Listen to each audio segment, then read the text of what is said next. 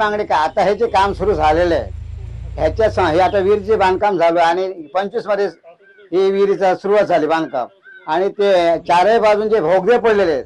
आम्ही शासनाला काय सांगितलं आणि शासना कॉन्ट्रॅक्ट वाल्या शासनाच्या सोबत सरळ नेलं ऑफिसला की आमचे जे चारही बाजून भोगदे पडलेले आहेत ते भोगदे तुम्ही मातीने आणि हे काळेतर खडक घालून त्याचा सिमेंट वाळू घालून फिट करा आणि तुम्ही बांधकाम करा.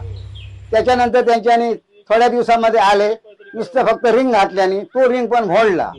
हे आता दुसरं रिंग आहे, दुसरी आणल्याने आणि तो रिंग आता तिसरा रिंग चालू आहे. आतापर्यंत 10-12 वर्षापूर्वी एवढी कंडिशन बेकार होती पाण्याची की पाणी मुबलक नसल्यामुळे आम्ही या ठिकाणी एक विहीर घेतली. ती विहीर सध्या कोरडी आहे, त्या ठिकाणी पाणी मिळत नाही आणि लवकरात लवकर त्यांनी आमची विहिरीचं काम करावं आणि आम्हाला पाण्याची पाणी मुबलक मिळेल याची त्यांनी सोय करावी, एवढंच आमचं आव्हान आहे. आम्हाला पाणी विकत घ्यावं लागतं, म्हणजे 1 किलोमीटरवर जावं लागतं आणि ते पण भेटलं तर पाण्याचं ते पण विकत. ते सांगतात आता संध्याकाळी या सकाळी या, असं आहे आमच्याकडे.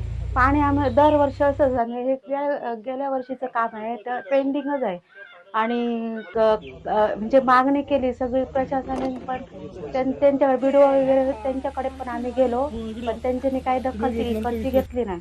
आणि हल्ली पण काहीतरी आमच्या मुलग्याने म्हणजे वाडीतील मुलांनी काहीतरी बोगस काम करत होते ते